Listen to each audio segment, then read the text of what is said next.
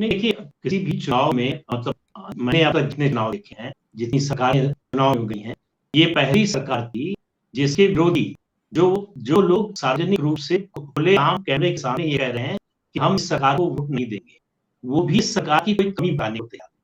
उनसे पूछिए कि कानून व्यवस्था सुधरी है? हाँ, सुधरी है। बिजली 24 घंटे 22 घंटे आ रही है? हाँ, आ रही है। आपको जो सरकारी योजनाएँ हैं, उनमें बिना भेदभाव के उसका फ़ायदा मिल रहा है? मिल रहा है। आपकी स्थिति पहले से बेहतर हुई है? हुई है। इसके बावजूद हम वोट नहीं देंगे, लेकिन ये सरकार अच्छी है। तो अब जब इस तरह की बात 5 साल सरकार चलाने के बाद, जिसमें से 2 साल कोरोना में निकल गए, इतना बड़ा-बड़ा विमर्श बनाया गया, क्या-क्या बना?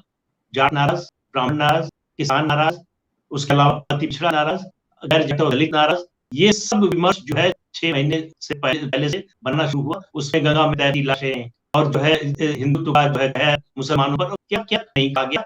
उत्तर प्रदेश पिछले 5 साल में मुझे नहीं याद है कि 47 के बाद से कभी ऐसी स्थिति आई हो कि प्रदेश में एक दिन भी कर्फ्यू न लगा हो। सामुदायिक सौहार्द का इससे बड़ा उदाहरण क्या हो सकता है?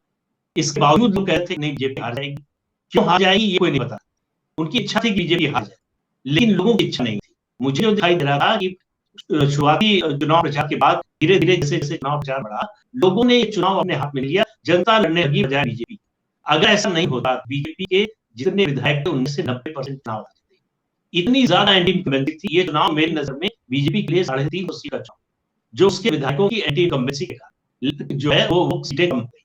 लेकिन लोगों ने आखिर में देखी कि भाई छोड़िए इनको, विधायक की तरफ मत देखिए, उम्मीदवार की तरफ मत देखिए, आप मोदी और योगी को देखिए, उनको वोट कीजिए। ये नतीजा इससे आया है। दूसरा आप अखिलेश यादव को देखिए, शुरू से उनकी जो पार्टी है जब से बनी है 1992 से आज तक उस पार्टी को 30% से ऊपर वोट नहीं मिला।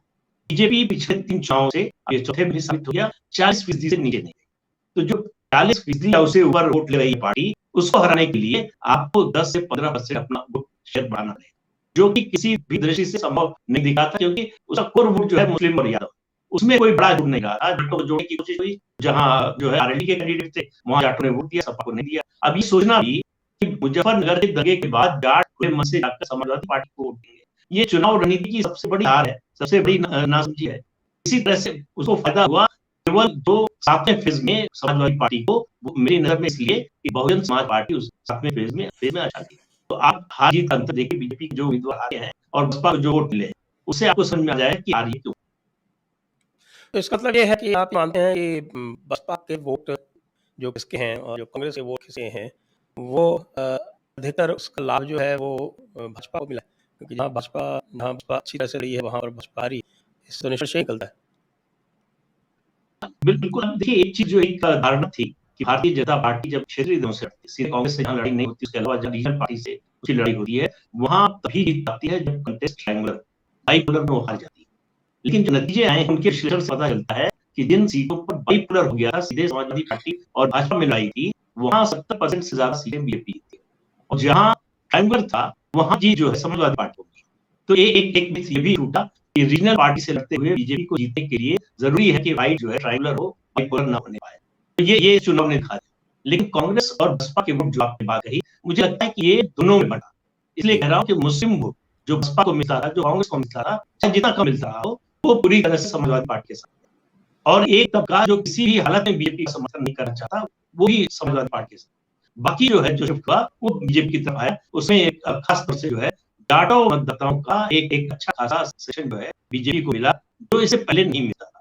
ये पहली बार ये शुरुआत हुई है, वो कोई बहुत बहुत बड़ी संख्या नहीं है, बड़ा प्रतिशत नहीं है, लेकिन ये शुरुआत हुई है। उन्होंने पहली बार बसपा के में से निकलकर किसी और पार्टी को वोट देने के बारे में सोचा। मेरी समझ से ये बहुत बड़ा डेवलपमेंट है उत्तर प्रदेश को लेकर खासतौर से। यहाँ एक और चीज़ देखने में आई कि पहले 2 चरण थे, उससे समाजवादी पार्टी को बहुत अधिक आशा थी और हम लोगों ने भी अपनी चैनल पे ये कहा था कि पहले 2 चरणों में यदि समाजवादी पार्टी को सरकार बनानी है, पहले 2 चरणों में उसको कम से कम 70 सीटें लानी आवश्यक है। यानी पहले 2 चरणों में 183 सीटें थी, 58 और 55 उनमें से।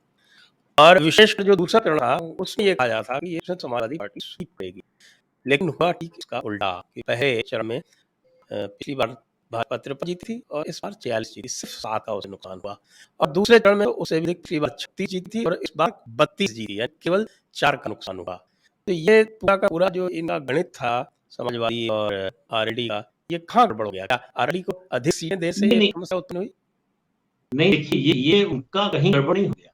गड़बड़ जो है वो एक नैरेटिव खड़ा किया गया और ये पहली बार नहीं हुआ, ये चौथा चुनाव मैं देख रहा हूँ जिसमें ये नैरेटिव खड़ा किया गया कि पश्चिमी उत्तर प्रदेश में 14 में, 17 में, 19 में और 22 में भी ऐसे तमाम पैनल, ऐसे तमाम विशेषज्ञ थे जिन्होंने ये बुनियादी कर दी, घोषणा कर दी कि भाजपा का सूबा साफ हो गया। क्यों साफ हो गया? तो किसान आंदोलन के कारण किसान नाराज है, जाट नाराज है, ब्राह्मण नाराज है और जाने कौन कौन नाराज है। सब नाराज जो है वो भारतीय जनता पार्टी से है, लेकिन कोई उसकी सरकार से नाराज नहीं। ये बड़ी अजीब सी बात थी कि भाई किस तरह से समाजवादी पार्टी और उसका गठबंधन जो पहले दूसरे फेज में सोच रहा है कि हमको बढ़त मिलेगी, बहुत ज्यादा सीटें मिलेंगी, उसका आधार ही नहीं था। क्योंकि इन 2 फेज में जो है या तो वोट बहुत ही कम है, पहले फेज में तो लगभग नहीं है, दूसरे फेज में बहुत कम है, और इन 2 फेज में जो है सबसे ज्यादा अगर किसी एक जाति का वोट है वो जाट मतदाताओं का है, वो तो इस गठबंधन को मिलने वाला नहीं था। और उसके अलावा जाटों की जहां तक बात है तो उनके पास बीजेपी के खिलाफ और बीजेपी के खिलाफ जाकर समाजवादी पार्टी को वोट देने का कोई आधार नहीं था। ज्यादातर लोग जो है 2013 का मुजफ्फरनगर का दंगा देख रहे थे, और उसको देखते हुए ये उम्मीद करना कि वो समाजवादी पार्टी को वोट देंगे, ये एक नैरेटिव खड़ा किया गया कि जो एक हर चुनाव में हर देश में ऐसा वोटर होता है, फ्लोटिंग वोटर, जिसको लगता है जो जीत रहा है उसके साथ जाना चाहिए, वोट नहीं खराब करना चाहिए। तो उसके लिए ये विमर्श तैयार किया गया था, खड़ा किया गया था। और इन दोनों फेज में मेरा मानना है कि महिला मतदाताओं ने बड़ी निर्णायक भूमिका निभाई। ऐसे भी परिवार थे जहां पति या पुरुष जो है मतदाता किसी और पार्टी को, आरएलडी या सपा को वोट दे रहे हैं, लेकिन महिलाओं ने भाजपा को वोट दिया। तो ये पहले दूसरे फेज का उनका जो कैलकुलेशन था वो कोई कैलकुलेशन था नहीं, एक स्ट्रेटजी थी जो मिसफायर करनी थी और की भी। जी। और यदि आगे देखें तो विशेष रूप से जो चौथा चरण, तीसरा और चौथा चरण, उसमें तो बीजेपी डोमिनेट की, और चौथे चरण में तो बिल्कुल 49 सीटें जीती 59 से। और ये जो पूरा एक नैरेटिव बनाया गया था कि ब्राह्मण नाराज है, जो ब्राह्मण नाराज होने का जिनका आधार पर बनाया गया था वो थे विनय शंकर तिवारी, और चिल्लूपार से चुनाव भागे, बसपा चिल्लूपार की कई बार जीत गई। स्वामी प्रसाद मौर्य के हिसाब से मौर्य आउट हो गए, सिंध की बात की गई तो वो भी चुनाव हार गए, खाली ओम प्रकाश राजभर ने अपनी थोड़ी सी प्रतिष्ठा बचाई। जी नहीं, तीसरे और चौथे चरण में ये यादव लड़ रहा था, जहां एक समय मुलायम सिंह यादव उनकी पार्टी का बड़ा बलवा था। तो अब सवाल ये था कि भाई पिछले चुनाव में भी, इस चुनाव में भी बीजेपी को यहाँ से बढ़त कैसे मिलती है और क्यों मिलती है? यहाँ तो गोर वोट है समाजवादी पार्टी का, फिर भी क्यों हार जाती है और बड़ी हार होती है? उसकी वजह यह है कि आप अखिलेश यादव की सभाओं को देख लीजिए, वहां आपको कहीं भी महिलाएं नहीं दिखेंगी, एक बात। दूसरा, जो एग्रेशन है, जहां जहां अखिलेश यादव का रोड शो और बड़ी रैली सफल हुई, वहां वहां जो है लोगों के मन में तो डर फिर से उभरा आया, जो 2012 से 2017 के बीच में था, कि अगर इनकी सरकार आई तो फिर से यही होगा। जिस तरह से यादवों और मुसलमानों का एग्रेशन देखा, उसने लोगों को डरा दिया, जो सोच भी रहे होंगे नहीं इस बार भाजपा को नहीं देंगे, उनको लगा कि नहीं, ये फैसला गलत हो जाएगा, कि हमारे परिवार के लिए, हमारे बच्चों के भविष्य के लिए ये बड़ी मुश्किल हो जाएगी अगर हमने भाजपा को हराया। तो एक तरह से मेरा मानना है कि अखिलेश यादव ने बीजेपी की बड़ी मदद की, और अखिलेश यादव से ज्यादा उनका जो कोर वोटर है, दरअसल समस्या समाजवादी पार्टी की यही है, उनका जो कोर वोटर है मुस्लिम यादव है, भाई का जो फैक्टर है वो इतना एग्रेसिव है कि बाकी वोटर्स को डरा देता है, और उसका फायदा उनके विरोधियों को मिलता है। इसी फैक्टर के नाते हर बार जो है कानून व्यवस्था का मुद्दा समाजवादी पार्टी सरकार के खिलाफ बनता रहा है, और इसी वजह से वो हारती रही है। अब ये जो उत्तर प्रदेश के चुनाव का जो परिणाम आया है, प्रधानमंत्री मोदी जी ने चुनाव से पहले ही कह दिया था कि दिल्ली का रास्ता उत्तर प्रदेश से हो गया था, अमित शाह जी ने कहा। तो दिल्ली का रास्ता यदि उत्तर प्रदेश से होके जाता है और इस प्रकार के परिणाम है, 2/3 से अधिक बहुमत मिला है गठबंधन को, तो क्या आपको लगता है कि अब विपक्ष को जो अपनी पूरी रणनीति है, जो उन्होंने एक मुसलमान वोटों के ध्रुवीकरण के ऊपर आधारित करके रखी थी उत्तर प्रदेश में, और कम बेश दूसरे स्थानों पर भी वो यही अटेम्प्ट करते रहते हैं, आप लगता है कि ये 2024 में भी बुरी तरह से सफल होने वाली है, और इसका पूरा का पूरा एक जो नैरेटिव बनना चाहिए भाजपा के पक्ष में, वो इन उत्तर प्रदेश के चुनाव ने बना दिया है? देखिए संजय जी, हमको लगता है कि भाजपा की जो रणनीतिकार है, खासतौर से प्रधानमंत्री नरेंद्र मोदी, केंद्रीय गृह मंत्री अमित शाह और उत्तर प्रदेश के मुख्यमंत्री योगी आदित्यनाथ, इन तीनों लोगों को अंदाजा हो गया था कि इस चुनाव के बाद, उत्तर प्रदेश विधानसभा चुनाव के बाद उनके विरोधी किस तरह का नैरेटिव खड़ा करने की कोशिश करें। आपको याद होगा कि चुनाव की घोषणा से पहले अमित शाह लखनऊ गए और वहां से उन्होंने बयान दिया कि अगर 2024 में मोदी जी को प्रधानमंत्री बनाना है तो 22 में आपको योगी जी को मुख्यमंत्री बनाना है। ये बयान उन्होंने जो है वो कोई ऐसे नहीं दे दिया था, ये एक सोची समझी रणनीति का हिस्सा था, और उनकी जो रणनीति थी वो अब सही साबित हो रही है। तो उन्होंने ये बयान क्यों दिया था? इस समय जो सारा नैरेटिव खड़ा करने की कोशिश हो रही है प्रशांत किशोर से लेकर सारे विपक्षी दलों तक, वो ये कि विधानसभा के चुनाव से, खासतौर से उत्तर प्रदेश के विधानसभा चुनाव से 2024 के लोकसभा चुनाव का कोई आता नहीं। अब करना कीजिए, मान लीजिए बीजेपी हार गई होती, तो यही लोग क्या कह रहे होते कि 22 में बीजेपी उत्तर प्रदेश आ रही है, 24 में जो है लोकसभा में आ रही। तो ये उनके इस रणनीति का अंदाजा पहले से लगा गया था भारतीय जनता पार्टी ने, इसलिए मुझे लगता है कि अमित शाह ने वो बयान दिया था, सबको उसमें लग रहा था कि ये बयान देने की जरूरत थी। लोकसभा चुनाव अलग है, विधानसभा का अलग है, मोदी जी के खिलाफ तो कुछ है नहीं, विधानसभा में जितने वोट मिलेंगे उससे ज्यादा ही लोकसभा में मिलेंगे, ये सब तय होते हुए भी उन्होंने इस तरह का बयान दिया। अब आप देखिए, मुश्किल यह है कि बीजेपी के खिलाफ विपक्ष लड़ेगा कैसे, जो आपका मुद्दा था, क्या तैयारी है। किसी भी संगठन, खासतौर से राजनीतिक संगठन की बात कर रहा हूँ, वो 4 पैरों पर खड़ा होता है, चौपाया होता है।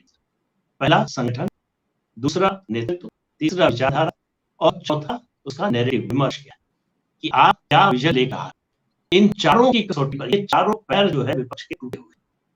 न तो जो मुख्य विपक्षी दल है कांग्रेस, उसके पास न संगठन बचा है। उत्तर प्रदेश जैसे राज्य में, जहां इतने लंबे समय तक राज किया, जहां से सबसे ज्यादा कांग्रेस के प्रधानमंत्री है, जहां से पूरा गांधी परिवार है, उसके बावजूद जो वोट परसेंटेज आया है वो किसी भी पार्टी के लिए शर्मनाक, और कांग्रेस पार्टी के लिए तो और ज्यादा है। तो उसके बाद आप देखिए उनके पास कोई विचारधारा नहीं रही। अगर आप ध्यान से देखें पिछले 8, 10, 15 सालों में अगर कांग्रेस की विचारधारा समझने की, जाने की कोशिश करें तो लेफ्ट से अल्ट्रा लेफ्ट की ओर जा रही है। एक समय इंदिरा गांधी ने अपना जो इंटेलेक्चुअल वो है काम है, वो लेफ्ट को आउटसोर्स कर दिया था। अब पार्टी ने अपनी विचारधारा ही लेफ्ट को जो है आउटसोर्स कर दी।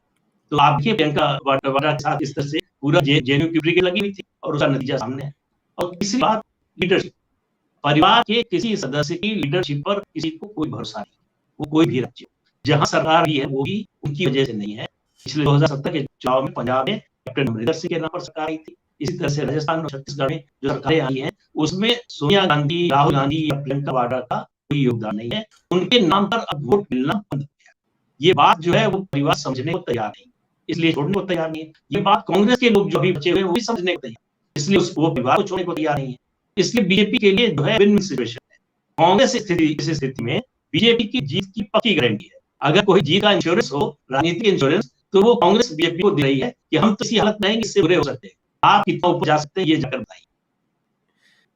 देखिए तो अभी 2024 से पहले जो बड़े राज्यों के चुनाव होने हैं, वो अभी एक तो गुजरात बड़ा राज्य है उसके चुनाव होने, हिमाचल के भी चुनाव होने, तो अपेक्षा छोटा राज्य है, वहाँ केवल 4 सीटें हैं लोकसभा की, लेकिन 26 सीटें गुजरात में। उसके बाद राजस्थान 25 सीटें और 29 सीटें मध्य प्रदेश की, 11 सीटें छत्तीसगढ़ की। ये बड़े राज्यों के चुनाव होने, फिर पूर्वोत्तर के कुछ राज्यों के चुनाव होने हैं।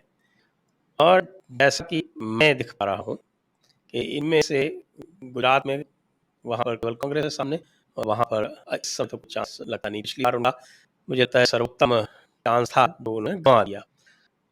इस तरह से जिस तरह से चल रहा है, जिस तरह से उत्तराखंड में वो एक अच्छी पोजीशन में लग रहे थे, जीतने की स्थिति में लग रहे थे, और वो बुरी तरह से पिछड़ गए।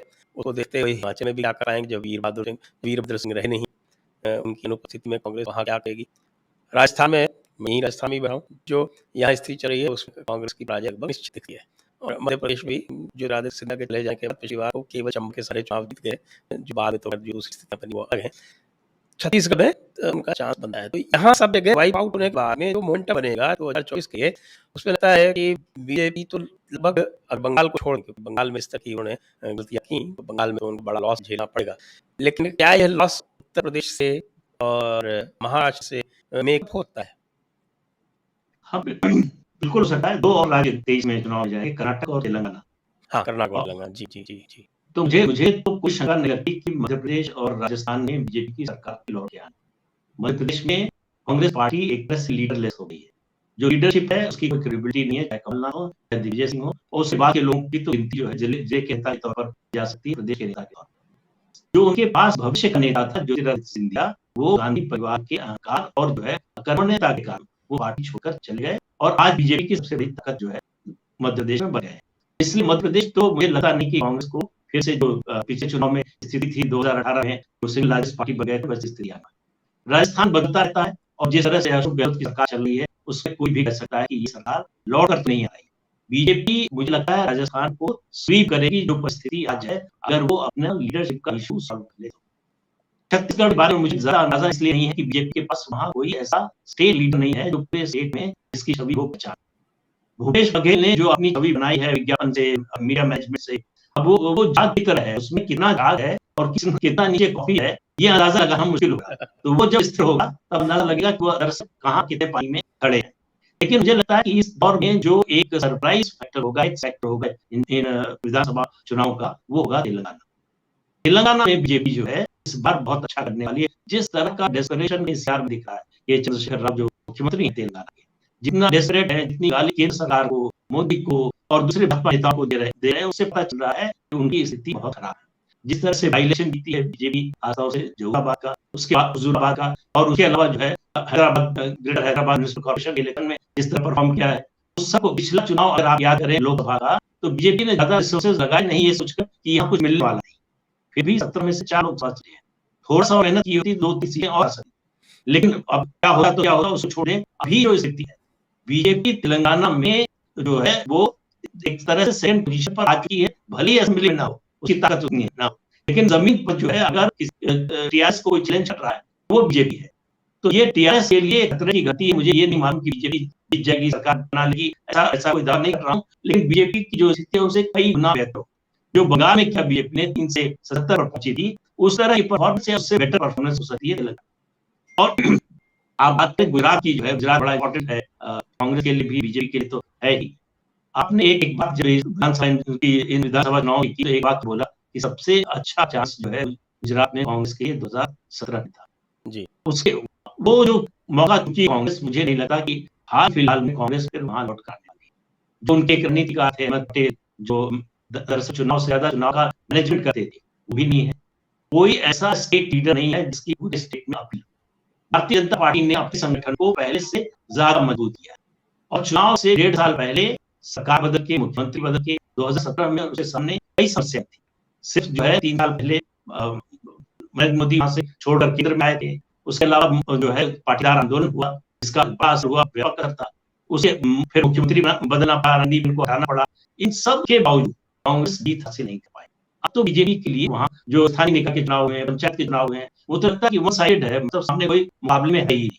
तो वही स्थिति जो है गुजरात में भी होने वाली है। लेकिन बीजेपी के लिए इस दौर के जो 24 से पहले के विधानसभा चुनाव है, उन्हें चिंता की बात हिमाचल प्रदेश में बीजेपी की स्थिति नहीं है, बावजूद इसके कि वीरभद्र सिंह अब कांग्रेस के साथ नहीं है, दुनिया में नहीं है। तो कांग्रेस के लिए वीरभद्र सिंह नहीं है, सबसे बड़ा चेहरा, सबसे कड़ाव नेता थे हिमाचल प्रदेश के, वो नहीं है। इसके बावजूद बीजेपी वहां कम से कम इस समय जो स्थिति है उसमें बहुत अच्छा करती हुई दिखाई दे।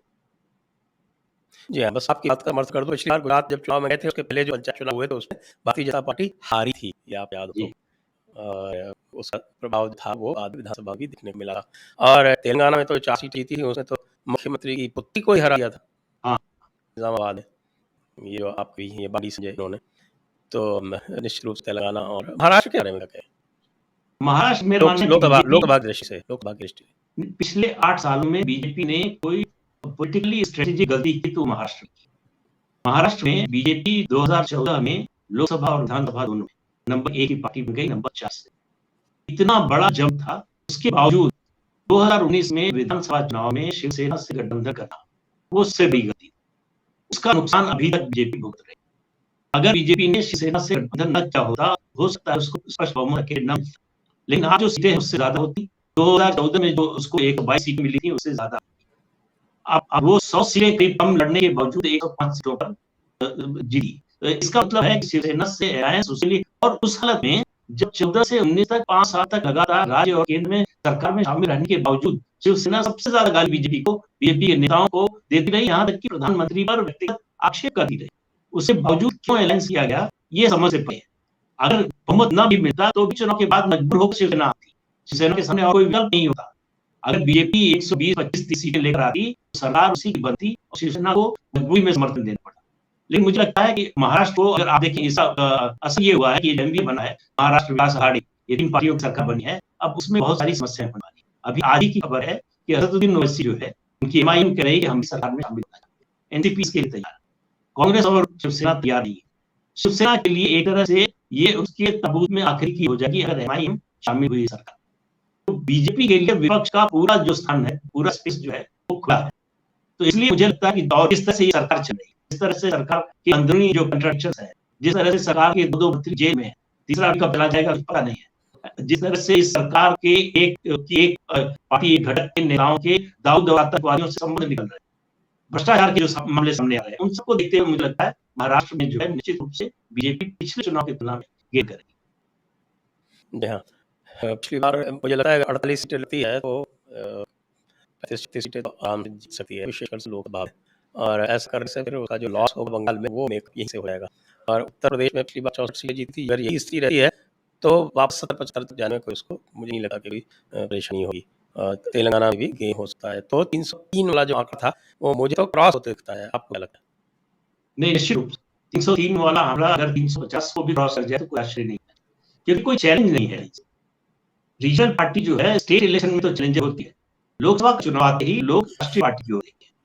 ज्यादातर मामलों में कहीं किसी राज्य में जरूर है कि स्टेट पार्टी को भी लोकसभा की ज्यादा सीटें मिलती हैं, लेकिन जहां भी नेशनल पार्टी मजबूत है, और ये मेरा मानना है, आप भी सहमत होंगे और तथ्य भी ये बताते हैं कि भाजपा का जितना वोट है उस पर ऐड करते हैं नरेंद्र मोदी, उनका अपना वोट जो उनके नाम पर लोग वोट देते हैं। ये उत्तर प्रदेश के चुनाव में और बाकी जो राज्य के चुनाव हुए हैं अभी, उसमें भी लोग ये कह रहे थे कि इस बार नहीं दे रहे बीजेपी को, लेकिन मोदी जी के चुनाव में उनको वोट देंगे।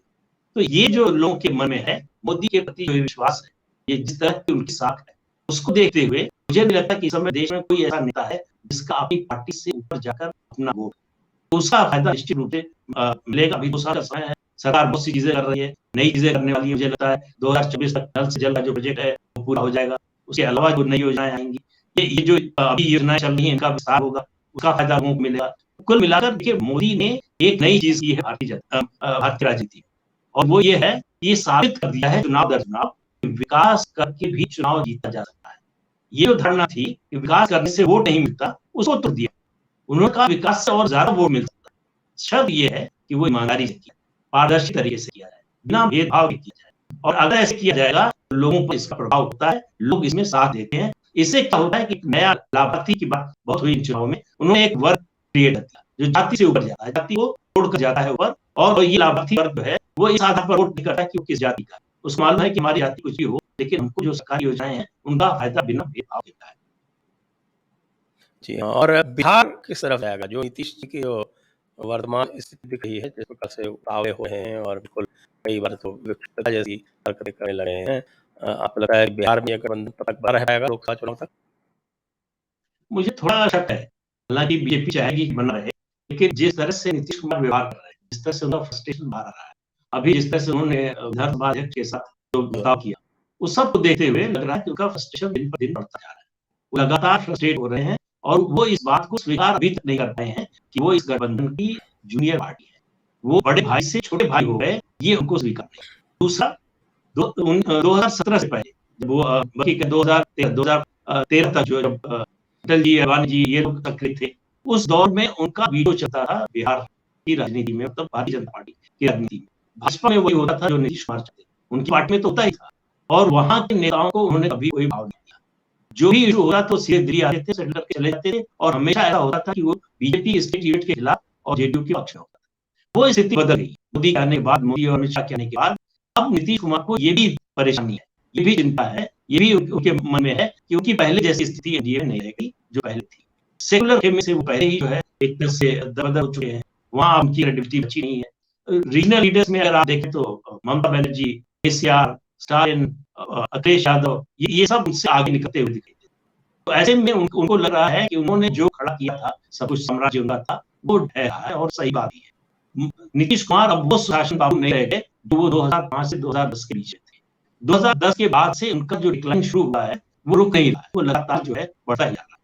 तो ऐसे में ये अलायंस कितने दिन चलेगा कहना मुश्किल है, क्योंकि विधानसभा की स्थिति ऐसी है कि ये अगर ये सरकार नहीं चली तो चुनाव कराना पड़ेगा। तो इसलिए इस मजबूरी में जितने दिन चल जाए, लेकिन चलने के आसार बहुत ज्यादा दिखाई देते हैं। जहाँ हो सकता है कि यहाँ पर भी भारतीय जनता पार्टी अकेले चुनाव लड़े। हाँ, बिल्कुल हो सकता है। आप देखिए, पिछले लोकसभा चुनाव में जो जेडीयू को सीटें दी, बीजेपी को उतनी सीटें जेडीयू को नहीं देनी चाहिए। जो जेडीयू सीटें जीती है वो सिर्फ मोदी के नाम पर जीती है, और ये लड़के, मतलब ये अपनी ताकत आजमा के नीतीश कुमार देख चुके हैं। 2014 अकेले लड़े थे, तो सीधे आए। तो उनको पता है कि अगर लोकसभा चुनाव में अकेले लड़ेंगे तो स्थिति होगी। तो मुझे लगता है लोकसभा चुनाव तक अगर ये साथ बना रहा, तो ये आधी सीटों का फॉर्मूला तो नहीं चलेगा। उनको इससे कम पर और बहुत कम पर समझौता करना पड़ेगा, या फिर इस गठबंधन से बाहर जाना पड़ेगा। बंगाल और उड़ीसा में आपको क्या आता है? देखिए, बंगाल और उड़ीसा, मतलब ये 2 राज्य ऐसे थे जहां बीजेपी बढ़ती हुई दिख रही, और अचानक रिवर्स गेयर में चली गई। बंगाल में विधानसभा चुनाव के बाद जिस तरह की हिंसा हुई, और पार्टी लोगों के साथ, अपने कार्यकर्ताओं के साथ खड़ी नहीं, उसका मैसेज बहुत खराब गया। अगर आप बंगाल की राजनीति को देखिए पिछले 55-60 सालों में, तो पार्टी वही जीती है जो हिंसा का मुकाबला करते हुए अपने कार्यकर्ताओं के साथ खड़ी रही।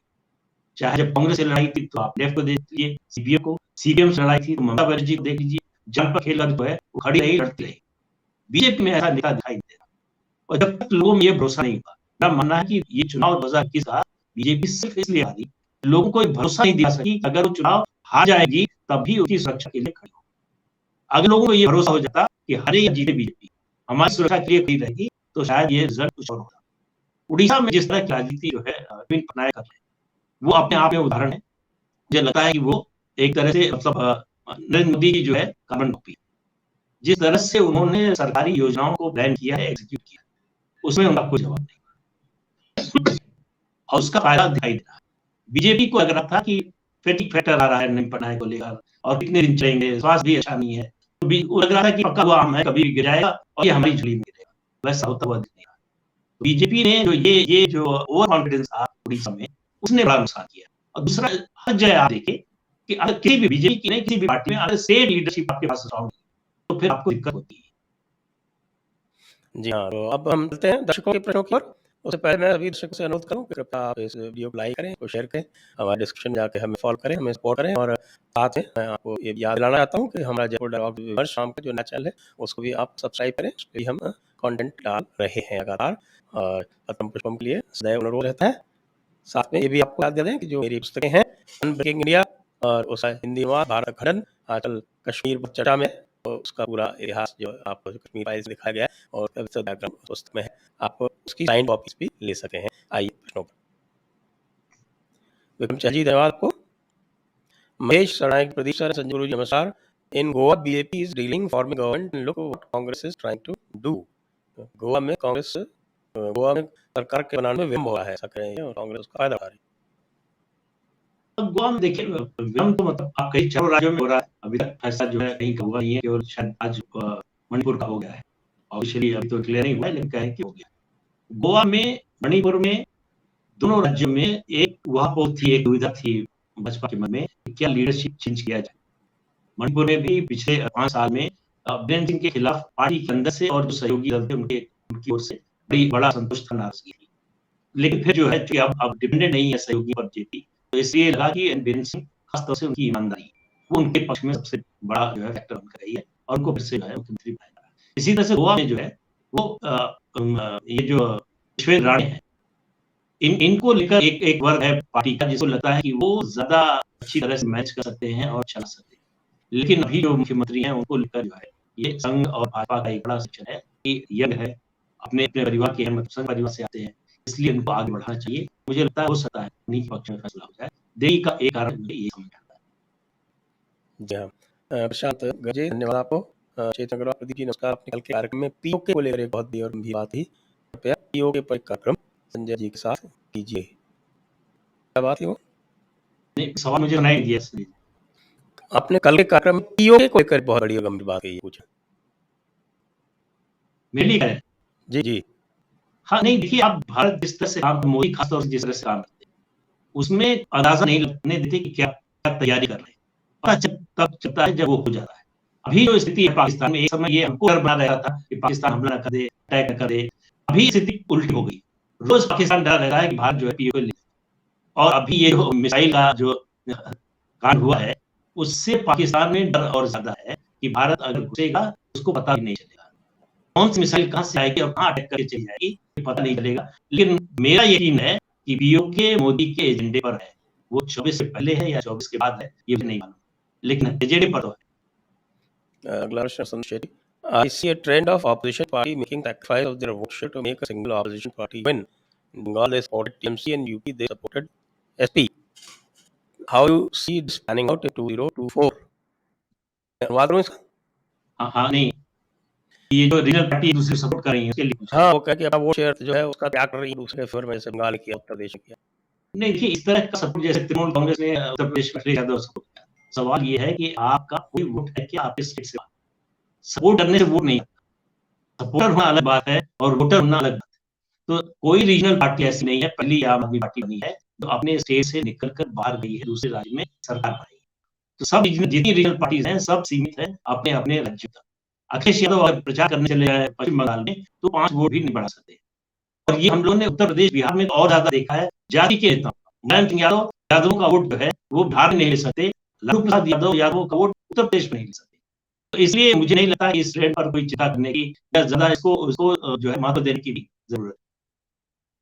जी, अगला प्रश्न। कूल डूड, आप दोनों प्रणाम। क्या आपको नहीं लगता कि कांग्रेस का वैक्यूम केजरीवाल फिल करेंगे, और यदि ऐसा हुआ तो क्या देश की ये बहुत खतरनाक होगा? Kejriwal is very dangerous politician for country.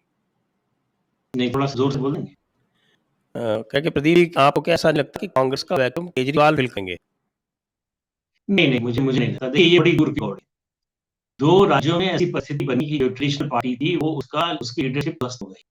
Punjab में एक विशेष परिस्थिति में आम आदमी पार्टी को जो है जीत मिली है। 545 सीटें हैं, 543 पर चुनाव होता है लोकसभा की, उसमें से एक पार्टी आम आदमी पार्टी के पास है, वो भी अभी भगवंत मान के इस्तीफे के बाद नहीं रहेगी। तो जिस पार्टी के पास लोकसभा की एक सीट है, वो चैलेंजर बन जाएगी बीजेपी की, कांग्रेस को रिप्लेस करने की, मुझे ऐसा लगता है। कांग्रेस को इस बुरी हालत में भी पिछले चुनाव में 20 करोड़ वोट मिले थे। तो इसलिए जो है ये परिवर्तन रातों रात नहीं होते। अगर आम आदमी पार्टी ऐसी स्थिति में आए भी तो उसको 15 से 20 साल कम से कम लगेगा। जी, next. Prashant Karje, how do make the secular Hindus understand that they are digging their own grave by not supporting BJP? Secular हिंदुओं को कैसे समझाएं कि वे अपनी कब्र में उतर रहे हैं? नहीं, उनको समझाया नहीं जा सकता है। उनको समझाना बड़ा मुश्किल है, क्योंकि उन्होंने पता नहीं कौन सी उंगली टूटी भी रखी है कि जिसको अपना ही इतना समझ में आए, उसको कैसे समझाएंगे? वो कहते हैं ना कि आप सोते हुए को जा सकते हैं, जागते हुए को कैसे जाएंगे? तो लोगों की स्थिति ये है कि अपना नुकसान करने के लिए तैयार है, अपने पैर पर कुल्हाड़ी मारने के लिए तैयार है। ऐसे व्यक्ति को कोई समझा नहीं सकता। वो समझेंगे ठोकर खा, उससे पहले नहीं समझेंगे। जी, Pranay Prasoon, as Modi has not told US line during Ukraine Russia in 24, CIA will use all might to remove him. Not sure how he will tackle it. Is there even a realization? क्योंकि US को support नहीं किया Russia और Ukraine ने, तो CIA इनके पीछे गई 2024 में वो कैसे टैकल करेंगे? नहीं, मुझे लगता है कि भारत उस स्थिति से निकल गया है कि जब सीआईए इस देश के चुनाव को प्रभावित कर सकता है। आप अंत देखिए, भारत ने रूस का विरोध नहीं किया, अमेरिका के चाहते हुए भी, यूरोप के चाहते हुए भी, और दूसरे कई नेट देशों के और दूसरे कई नेटो देशों के चाहते हुए भी, इसके बावजूद भारत के खिलाफ बोलने की किसी की हिम्मत नहीं पड़ रही है। अमेरिका तक जो जवाब जो है भारत सरकार ने दिया है क्रूड ऑयल को लेकर, इस पर राजनीति मत कीजिए। हमको मालूम है कि हमारा नेशनल इंटरेस्ट क्या है, हमको क्रूड की जरूरत है।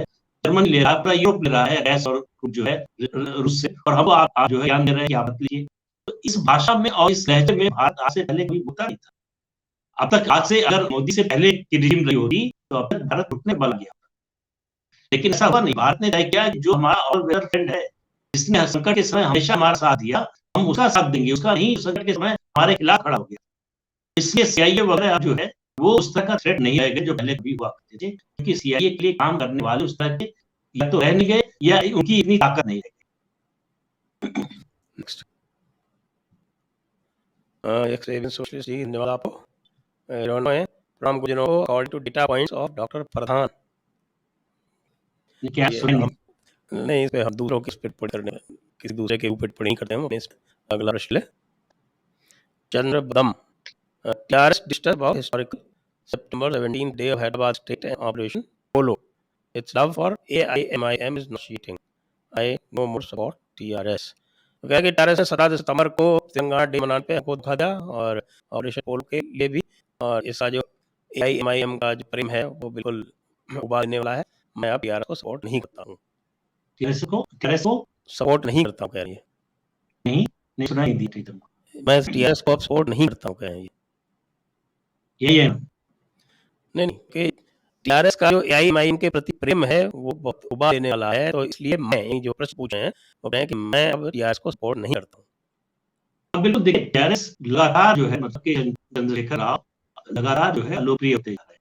उनका एआईएमआईएम के साथ जो प्रेम है वो तो है ही, उसके अलावा जो काम कर रहे हैं, जिस तरह से परिवार बढ़ रहे हैं, जिस तरह के भ्रष्टाचार को बढ़ावा दे रहे हैं, वो उस सबको देखते हुए और केंद्र सरकार से टकराव को लेकर आप अपने राज्य का विकास नहीं कर सकते। ये सभी मुख्यमंत्री समझते हैं, इसलिए किसी भी पार्टी की सरकार हो एक कामकाजी रिश्ता बनाकर रखते हैं कि चंद्रशेखर राव अभी तक ये कर रहे थे। अब उनको ये लगा कि बीजेपी ही हमारा चैलेंजर, हमको हमारे लिए खराब बीजेपी ही है, मोदी ही है, इसलिए उन्होंने अपना रैंक डाल दिया। जी, अगला प्रश्न। अनब्रेकिंग इंडिया पहली बहुत धन्यवाद, ऐसी हो सकती है आपको साधुवाद। धन्यवाद आपको। मोबाइल अट्रॉसिटीज पर भी लिखिए या कोई बुक बताइए जो अवेलेबल है। इस पर तो जो आपके मुगलों के और जो इस्लामिक राइटर्स हैं उन्होंने खुद ही इतना वर्णन किया है उन अट्रॉसिटीज का, तो उससे आगे जाने की अधिक आवश्यकता नहीं है। तो अतर अब्बास रिजवी की हिंदी में अवेलेबल है और इंग्लिश में तो डाउसन और एलियट डाउसन की अवेलेबल है, वो आप देख सकते हैं। नेक्स्ट, शंभू सिंह जी धन्यवाद आपको, पुनः धन्यवाद। Project Hindu Kush, there are 928 madrasas in POK and 24,010 in India are teaching this same hate, how to sanitize the internal issues before even looking at POK। POK तो फिर बाद में कोई बात करें, आज तो दूसरा विषय है। नेक्स्ट, राजीव जिया, उत्सव Kumar Haldar, Pradeep Singh my all time favorite analyst, I can listen to him all day without being bored। Pradeep ji, what is the future of West Bengal BJP 2024? उस पर तो लोगों ने बात करी जी, अभी अब जो स्थिति है उसमें तो बीजेपी का 2024 में वहाँ स्थिति बहुत अच्छी दिखाई दे रही। अभी 2 सालों में कोई बड़ा परिवर्तन हो जाए, कुछ बदलाव हो जाए तो अलग बात है, वरना पिछली बार से कम सीटें आने की ही आशंका नजर आ रही। राजीव जिया जी फिर पीओके के बारे में बात कर रहे हैं। पीओके का हमारा विषय नहीं है राजीव जी। नीरज मिश्र जी कह रहे हैं लोगों का जो है बड़ा उत्सुकता रहती है, मतलब ये एक अधूरा एजेंडा है कई दशकों का जो लोगों के मन में जो है राम मंदिर 370 उसके साथ ही जुड़ा हुआ है। नीरज मिश्रा जी कह रहे हैं कि कई सारी स्टेट में पावरफुल लीडरशिप नहीं है बीजेपी की और सेंटर में जो हेवी वेट के कारण ये फ्यूचर में एक प्रॉब्लम हो सकती है।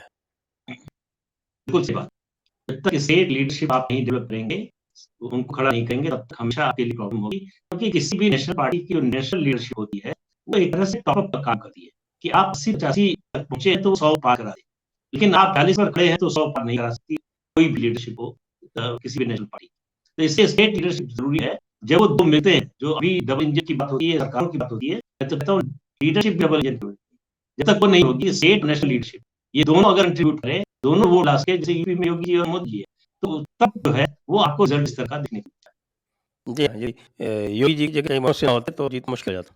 हाँ, कुछ भी होता, केशव प्रसाद मौर्य होते तो भी जितना मुश्किल होता। केशव प्रसाद और ज्यादा है, केशव प्रसाद मौर्य क्यों है? क्यों हारे? उसका जो उनकी कॉन्स्टिट्यूंसी से फीडबैक है कि वो 5 साल गए नहीं कॉन्स्टिट्यूंसी, उनको लगा कि बड़ा नेता हूँ और मैं बिना जाए भी जीत सकता हूँ, नाराजगी बहुत ज्यादा थी। फिर उनका एक भतीजा है या कोई रिश्तेदार है, उसने जमीन पर कब्जा किया, उसकी शिकायत दी, उसको लेकर बहुत ज्यादा शिकायत, और जमीन कहते हैं कि लोगों ने किया, किसी और ने किया, जो है आरोप उनके परिवार और नजदीकी लोगों पर लगता है। पारसी समाज बहुत नाराज, लगभग 80,000 उनकी आबादी थी, उन्होंने खिलाफ वोट किया। जी, इसके साथ हमारा सत्र ये पूरा होता है और सभी दर्शकों को बहुत बहुत धन्यवाद। प्रदीप सिंह जी, आपको भी बहुत बहुत धन्यवाद, आप आए जब डायलॉग्स में और आपने दर्शकों को लाभान्वित किया अपने विचारों से, बहुत बहुत धन्यवाद। जय Hind, Vande Mataram. Press the like on YouTube, but don't miss another update.